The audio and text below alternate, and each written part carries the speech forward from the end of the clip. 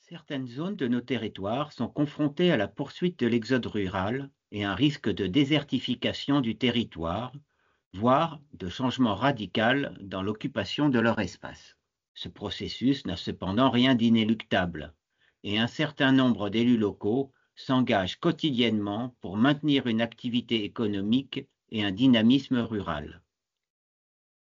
La communauté de communes de la Dombe, dans l'Ain, a donc fait appel à la Chambre d'agriculture et à la SAFER Aura pour effectuer un diagnostic précis de l'activité agricole, appréhender ses perspectives démographiques à plus ou moins court terme et mettre en œuvre certains leviers d'action pour favoriser l'installation et la transmission des exploitations agricoles.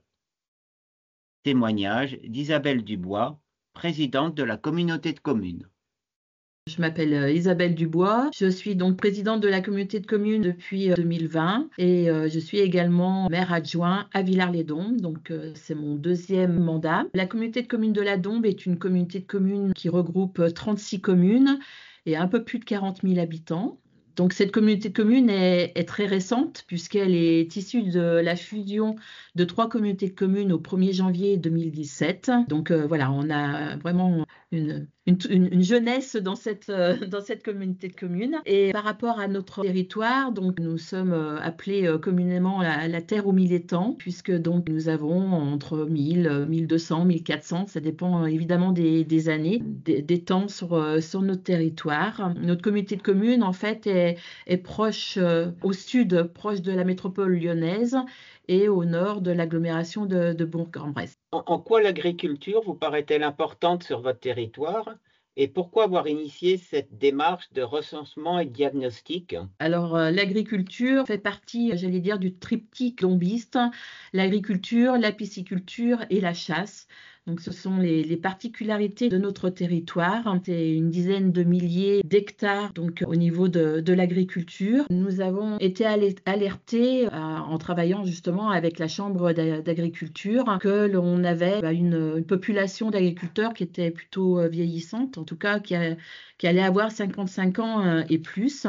Donc, moi, je suis dombiste de naissance et en tout cas, j'avais à cœur de préserver notre agriculture locale.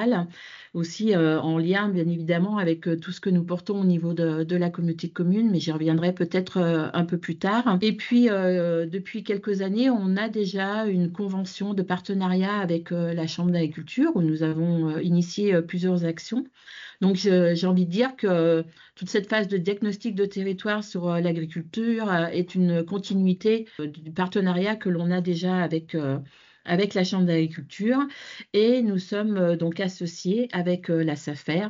Donc aujourd'hui, on a cette convention tripartite entre la Chambre d'agriculture, la SAFER et la communauté de communes.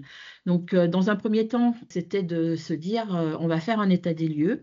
On sache précisément combien d'agriculteurs sont concernés et puis eh bien, pouvoir enclencher des actions. Alors évidemment, il a fallu faire passer ce message auprès des agriculteurs. C'était un peu novateur, précurseur qu'une collectivité s'empare de ce sujet-là. Et on a très rapidement vu que quand même les agriculteurs étaient un petit peu désemparés face à devoir vendre leur ferme et que les exploitations disparaissent.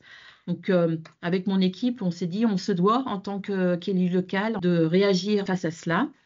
Donc la première chose a été d'instaurer une veille foncière avec la SAFER. On a réussi à faire valider cette convention et d'avoir cette veille foncière. Donc on est au courant de tous les mouvements qu'il y a sur l'ensemble du territoire.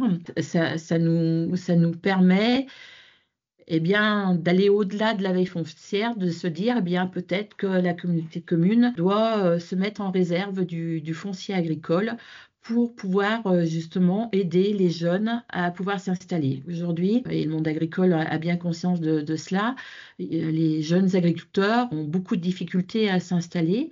Le prix du foncier agricole est très cher. Donc en fait, dans notre démarche, on s'est dit, il faut qu'on fasse de la réserve foncière pour l'agriculture, il faut qu'on aide. Il ne faut pas non plus que les exploitations agricoles partent pour d'autres activités. Je n'ai rien contre le monde équin, mais en tout cas, la Dombes, moi, je l'ai vu changer. Aujourd'hui, on a beaucoup de centres équestres. Ils ont leur place, hein, bien évidemment. Ils jouent également leur rôle.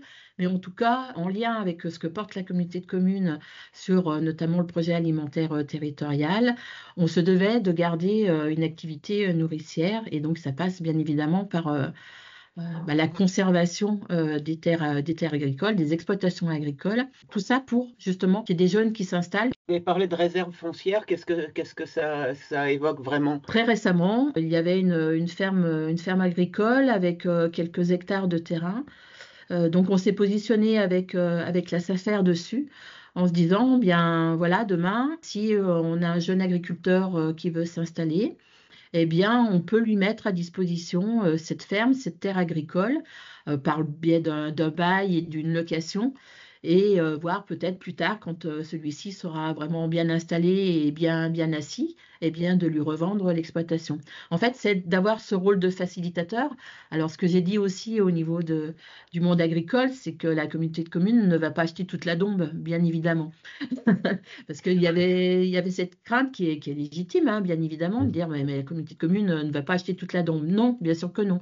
Mais quand il y a des opportunités et faisant partie justement du comité d'affaires, se dire plutôt que cette exploitation parte pour toute autre chose, faire des logements ou voilà, se dire la communauté de communes, elle a son rôle aussi à jouer en disant voilà, on l'achète et puis ensuite on la met à disposition d'un jeune qui voudrait s'implanter. Alors justement, pour ce type d'installation, est-ce que vous avez des exigences sur les profils d'agriculteurs à installer ou est-ce que vous laissez un libre cours à la Chambre de prouver la viabilité du projet, mais avec un grand éventail de production?